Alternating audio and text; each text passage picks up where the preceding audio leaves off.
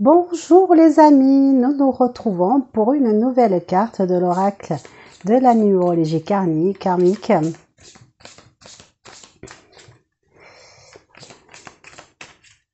Donc pour les nouveaux, je rappelle que l'objectif est de faire toutes les cartes du paquet pour qu'ensuite Google distribue les petits messages au gré des besoins sur les téléphones et les ordinateurs des personnes. Voilà, c'est pour ça que le jeu est de moins en moins épais. Donc on le fait à la coupe. Donc on est sur le transgénérationnel. C'est à la mode en ce moment, on nous parle du transgénérationnel, ce qui nous arrive, c'est pas nous, c'est pas nous ce qui nous arrive, c'est parce que c'est les autres, ils ont fait. Bon, c'est un peu facile, mais c'est vrai qu'il y a aussi du transgénérationnel dans ce que vous vivez aujourd'hui. Donc là, qu'est-ce qu'on regarde? Au niveau de l'image, je trouve qu'elle est très très jolie. On a deux enfants d'âge différents, avec le plus grand qui est pas loin, à mon avis, d'atteindre l'âge de raison, c'est-à-dire 7 ans. Et ici, la petite louloute là, qui est tout bébé et qui, pour l'instant, ne comprend pas bien ce qui se passe. Et ces deux enfants sont devant un placard. Enfin, c'est un mauvais jeu de mots, c'est le placard où on trouve les cadavres en règle générale. C'est le placard au secret.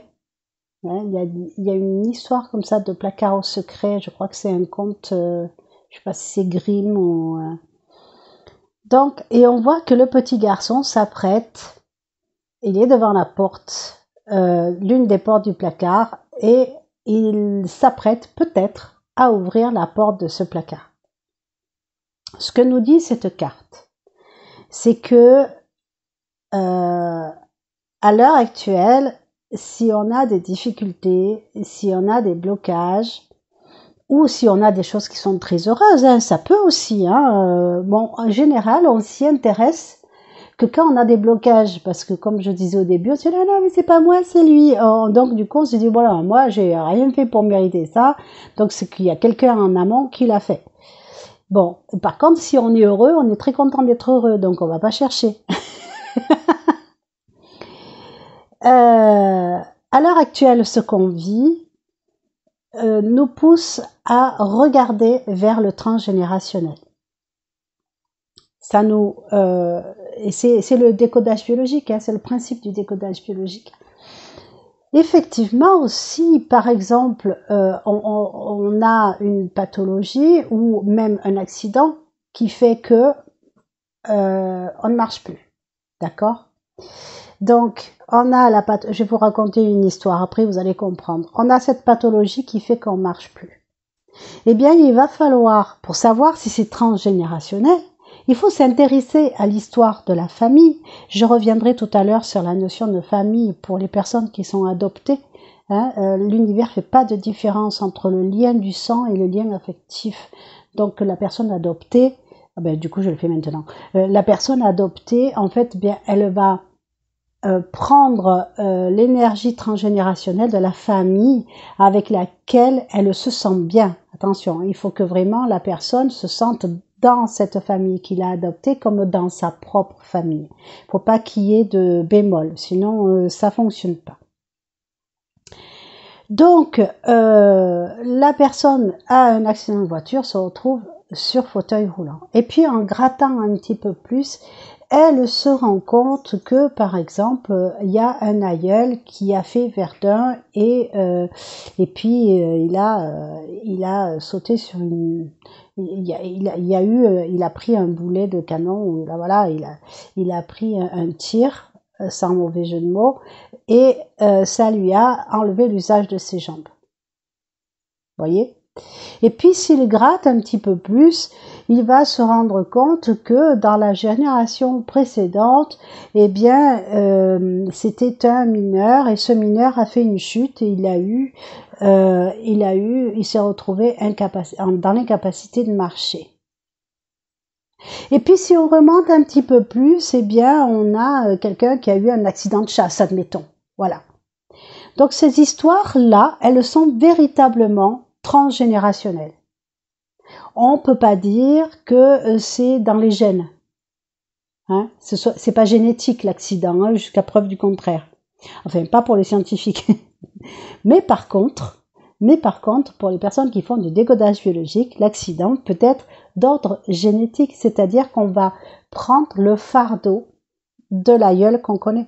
Et comme ça, ce fardeau, il se transmet de génération en génération au gré de l'affect. C'est pour ça que c'est pas tous les descendants qui vont prendre la pathologie. C'est juste quelques-uns qui vont prendre la pathologie. C'est ceux qui sont vraiment liés par l'affect. Alors, je vais vous donner deux exemples. Donc, nous avons pendant la guerre un monsieur qui est égoutier. Et à l'époque, les égoutiers, eh bien, ils devaient avoir une bougie pour quand ils allaient dans les égouts. Quand il y avait une nappe de gaz toxique, la bougie s'éteignait, ça voulait dire qu'il fallait vite repartir. Ce jour-là, pour quelle raison? Pas de bougie. Et donc, le monsieur est passé devant. Le monsieur est passé devant, il n'avait pas de bougie. Quand il a senti que ça allait pas, tout le monde a tourné les talons et est ressorti. Sauf que lui, il n'a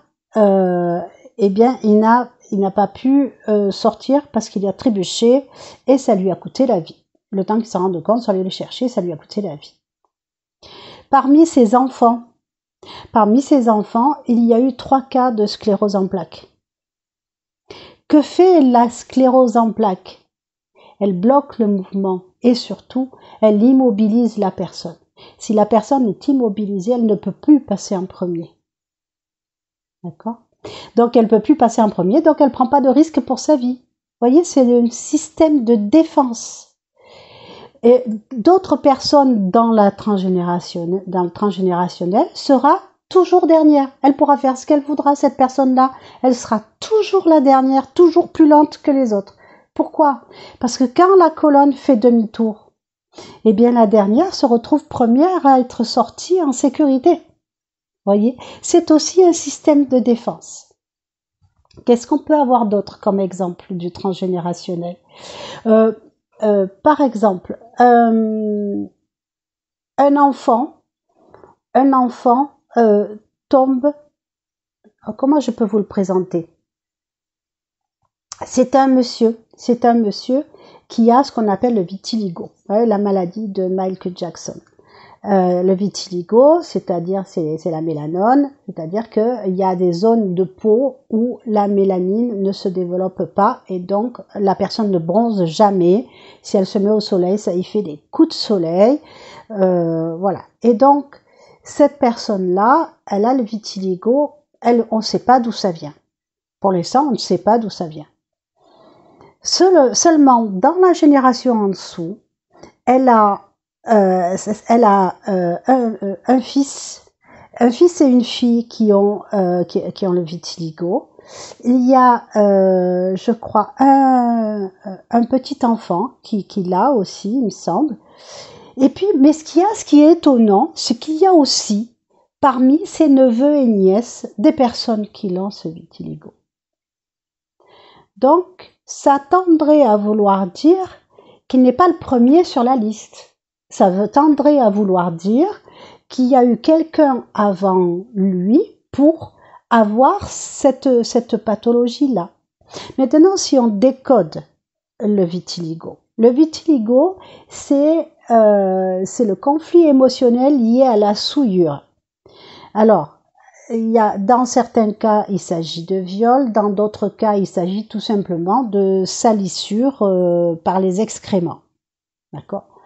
Mais ça n'a pas forcément un aspect de gravité. Vous voyez, je vous ai dit le plus grave, c'est le viol, et puis le moins grave, c'est le fait d'avoir du caca sur les souliers. Simplement, la différence ce qui va vraiment faire que la chose est importante, c'est l'émotion que la personne ressent au moment où l'événement arrive, le premier événement, l'événement déclencheur. Et donc là, un jour, cette personne m'interroge et elle me dit, mais en fait, d'où ça peut venir mon vitiligo? Et j'ai dit, eh ben, est-ce que tu es le premier? Est-ce qu'il y a quelqu'un d'autre dans ta famille, en amont, qui a eu cette maladie-là? Il me dit, non, non, j'ai demandé, je suis le premier. Et normalement, c'est une maladie qu'on dit génétique, mais en fait, elle est émotionnelle. Donc, je suis le premier à avoir eu cette maladie. J'ai dit, bon, ok. J'ai alors, c'est bien simple, je dis, à partir de quel âge tu l'as eu? Et il me dit, ben, je l'ai eu assez jeune, vers les 4 ans. Bon. J'ai dit, ok, j'ai dit, quand tu avais 4 ans, peu de temps avant, est-ce que, par exemple, quelqu'un de ta famille serait tombé dans la fosse à purin ou quelque chose comme ça, et tout le monde s'est moqué de lui, et il a très mal pris, ça a fait un choc émotionnel, et comme tu aimais bien cette personne-là, tu as pris son fardeau. Et là, le monsieur me regarde et il me dit, mais non, c'est pas mon oncle qui est tombé dans la fosse à purin, c'est moi. Je lui dis, ben alors, et t'as eu peur? Il me dit, ben non, moi j'ai pas eu peur. Par contre, ma mère, oui. Ma mère a eu peur de me voir me noyer dans la fosse à purin. Et j'ai toujours eu cette culpabilité d'avoir fait peur à ma mère. Ah, nous l'avons, notre conflit émotionnel de départ. Donc en fait, maintenant, la lignée qui s'intéresse à cette histoire et qui va dire, ok, ce n'est pas mon histoire, c'est l'histoire de celui qui est tombé dans la fosse à purin et qui a fait peur à sa maman. Mais là, on va se dire, pourquoi les neveux et nièces?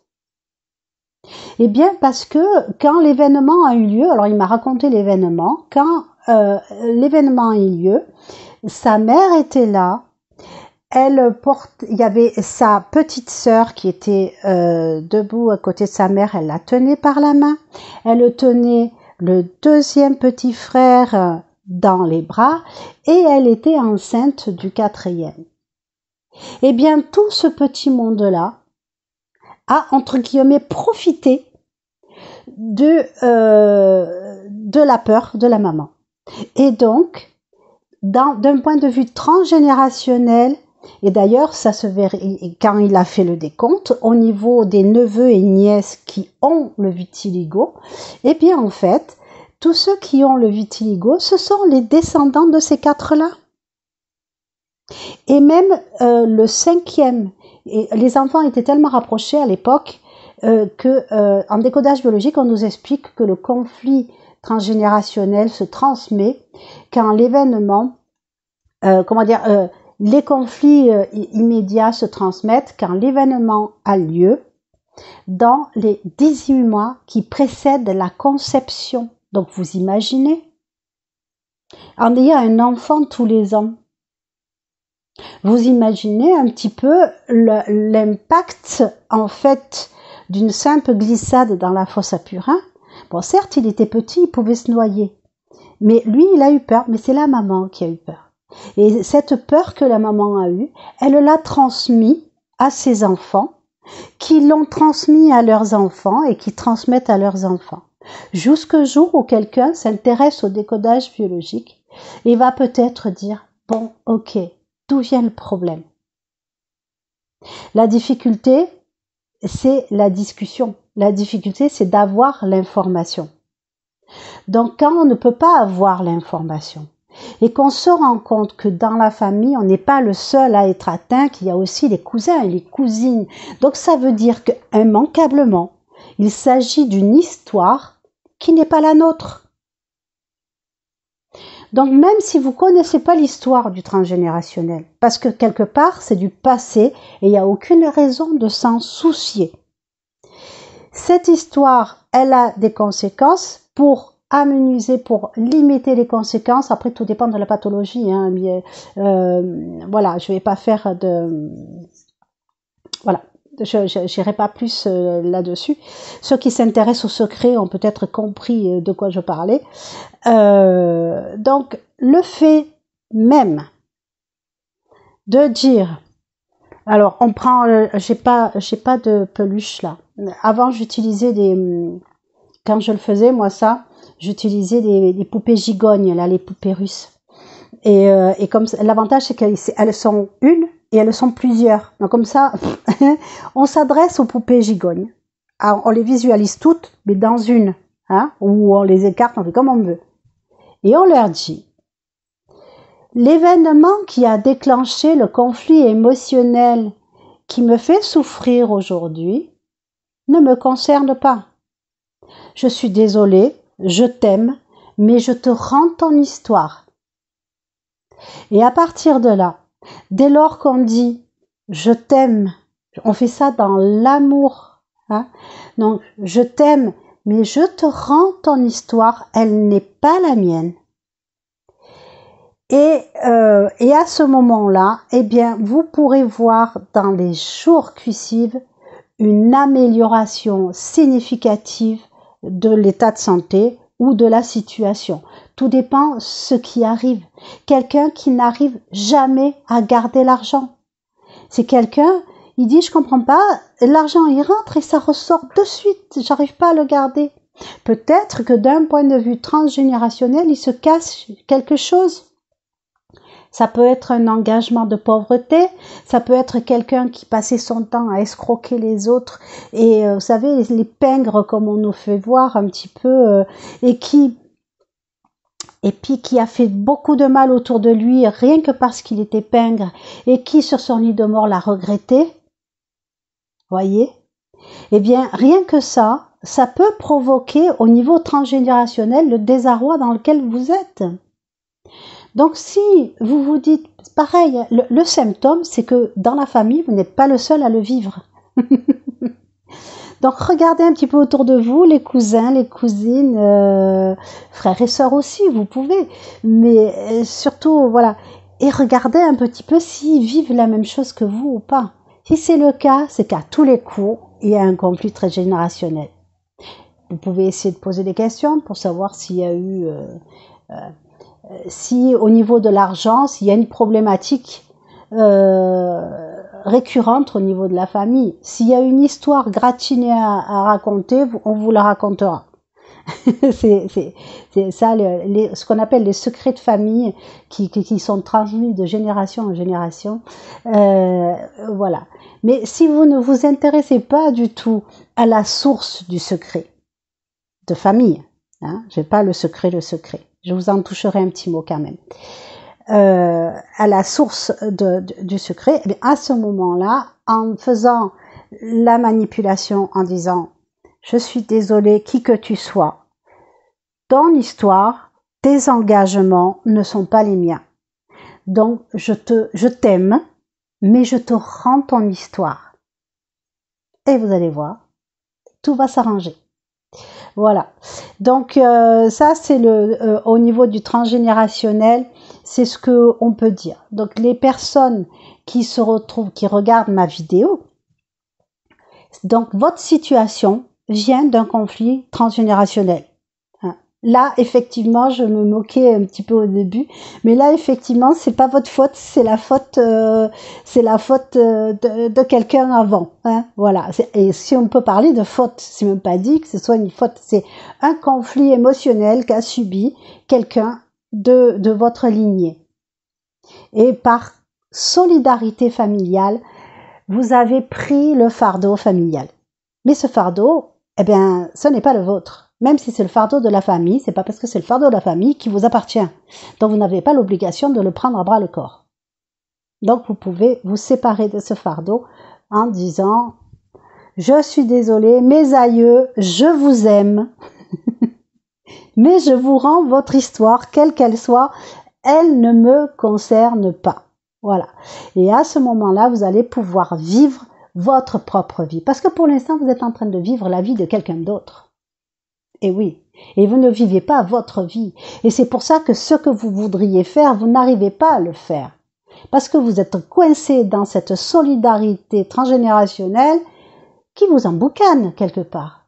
C'est comme si quelqu'un avait signé une ligne de crédit sur votre vie. C'est pareil. Hein? Donc, du coup, en faisant ça, vous vous détachez. Ça ne veut pas dire que vous ne les aimez pas.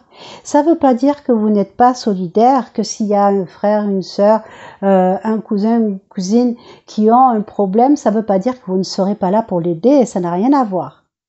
C'est juste ce gros paquet noir énergétique qui flotte là au-dessus de vous, eh bien vous dites il ne m'appartient pas. Allez, piou piou, dégage. Voyez-vous? Voilà. Si vous êtes plusieurs cousins, cousines, plusieurs frères et sœurs à ressentir la même chose, vous pouvez faire l'acte ensemble. Ce n'est que mieux. Ce n'est que mieux. Mais n'oubliez pas de le faire dans l'amour, quoi que ce soit. Même si vous vous dites « Ah, celui-là, alors, il a escroqué tout le monde, etc. C'est à cause de lui qu'on est... » Non, non, non, non. Non, non, parce que là où il est maintenant, il a oublié et il est dans l'amour. Donc, on le fait avec amour. On est bien d'accord. Voilà. C'est « Je vous aime, mais je vous rends votre paquet. Ce n'est pas le mien.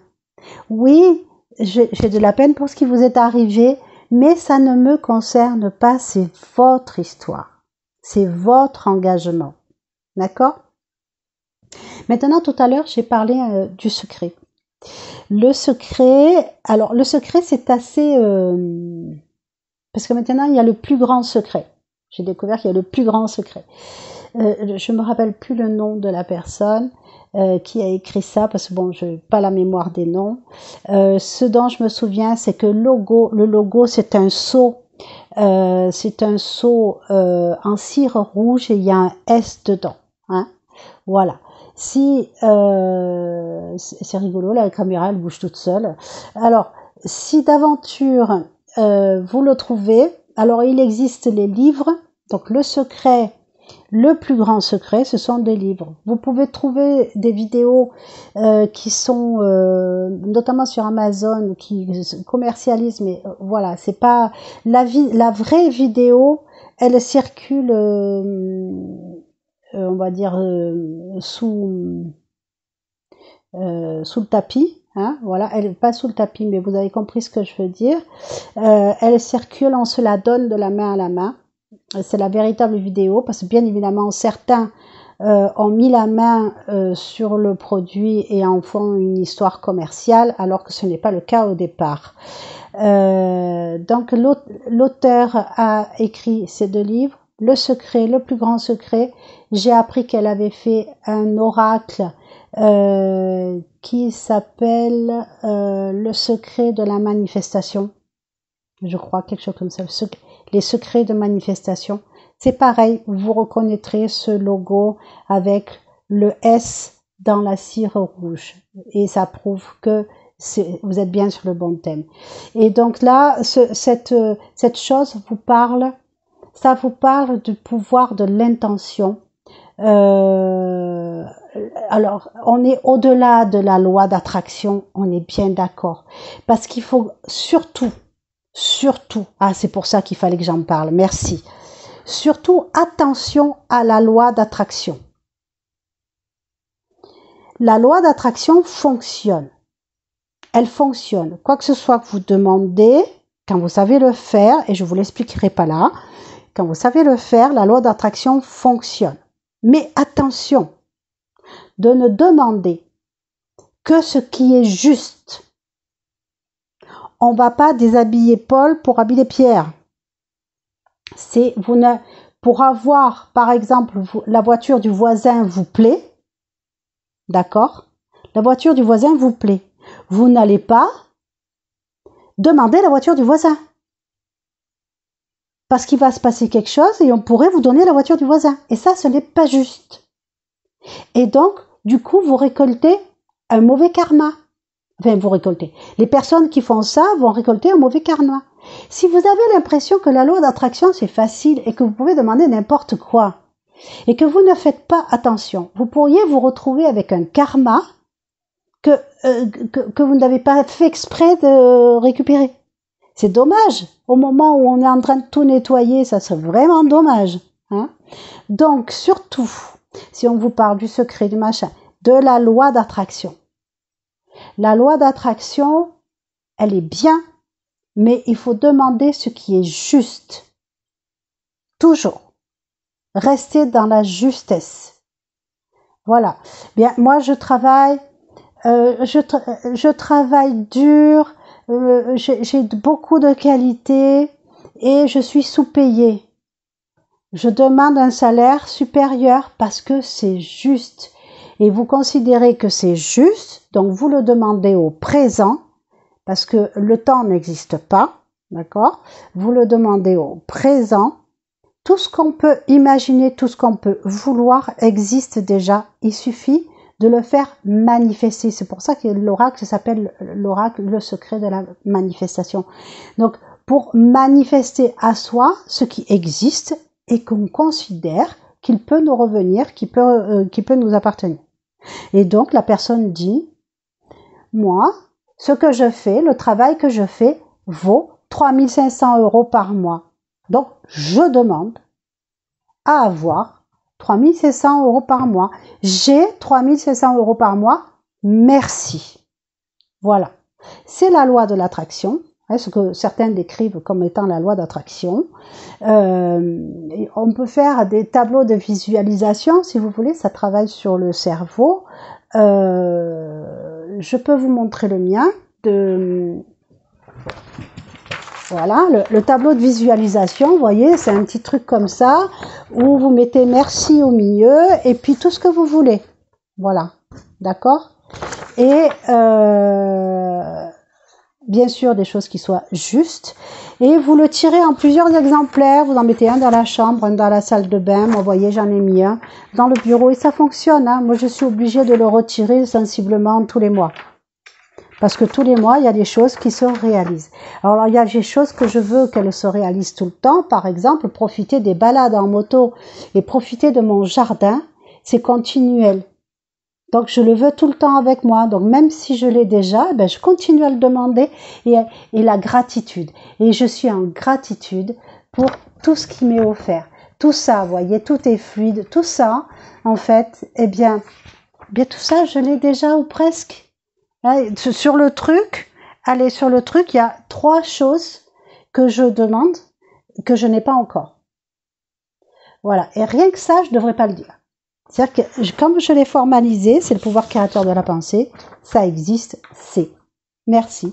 Il n'y a plus qu'à attendre que ça se manifeste. Voilà. Et donc, le transgénérationnel, merci. Oh, elle va être longue, cette vidéo.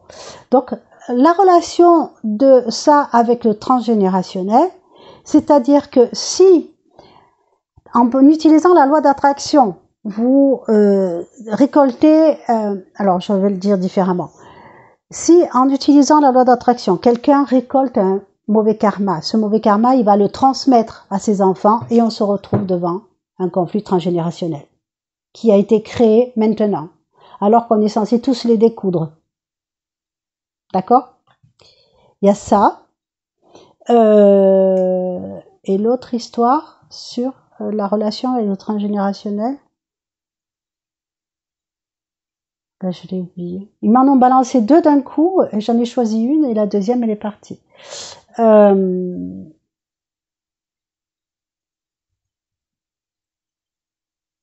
Oui, bien évidemment, hein, ça c'est moi, c'est pas eux, c'est bien évidemment, en transgénérationnel, on peut transmettre un bon karma. Hein. Donc on peut autant, c'est valable dans les 2 sens. Hein. Ok.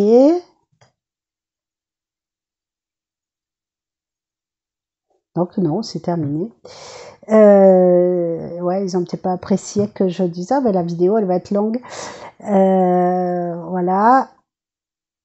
Eh bien, le message est terminé. Ça a été long, mais je pense que c'était intéressant parce qu'il y a de la teneur, hein, il y a vraiment quelque chose d'important là, parce que c'est la tentation, là, le pouvoir créateur de la pensée, de l'utiliser à tout et n'importe quoi. Non, non, non, non, non. Hein. C'est là où c'est ça. C'est là où on centre notre attention, qu'on met notre énergie. On va recouper le truc, là, on va ficeler le paquet. Là où nous fixons notre attention, nous mettons notre énergie. Et là où on met notre énergie, eh bien, on va augmenter le phénomène. Donc, si je mets mon énergie sur la gratitude de tout ce que la vie m'offre. Le matin, je me lève, oh merci, j'ai mes chats qui me font des câlins, il fait beau, le soleil brille, j'ai la fenêtre ouverte, j'entends les oiseaux. Je suis pas particulièrement au milieu de la campagne, mais c'est toujours appréciable. C'est les petits bonheurs de la vie et la gratitude, je remercie. Et donc, dans la mesure où je mets mon attention là-dessus, eh bien l'univers m'en envoie encore plus parce que j'y mets mon énergie, je fais grossir l'égrégore du chant des oiseaux et du beau temps et du plaisir de se réveiller le matin. Vous voyez, c'est un égrégore ça. Et voilà, et tous les égrégores existent. Et donc à partir de là, eh bien ma journée démarre bien. Si par contre je me retrouve avec un conflit transgénérationnel, qui m'embête dans ma vie et que je cherche ce conflit. C'est pour ça que je vous disais tout à l'heure, on s'en fout du conflit en lui-même, de l'histoire en elle-même, hein, d'accord ? Si je vais poser mon attention sur l'histoire qui est arrivée à l'arrière-arrière-grand-père quand il était dans les tranchées à Verdun, qu'est-ce que je fais ? J'y mets mon énergie. Donc, j'y mets mon énergie, donc je le fais s'amplifier. Donc, je fais s'amplifier ce conflit. Mais je veux pas le faire s'amplifier, moi. Je veux qu'il disparaisse, ce conflit. Voyez ?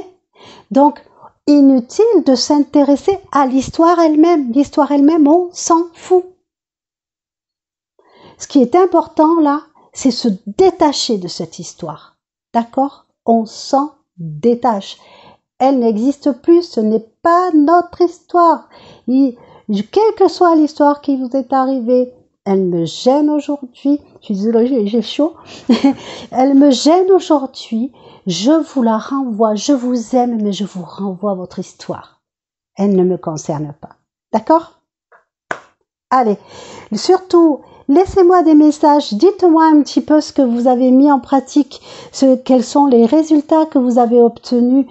Vous me le dites à moi, mais vous le dites aussi à la communauté. Comme ça va encourager d'autres personnes à le faire parce que c'est vraiment, vraiment, vraiment une chose qu'on peut faire qui est facile et qui peut vraiment, vraiment améliorer votre vie. Voilà.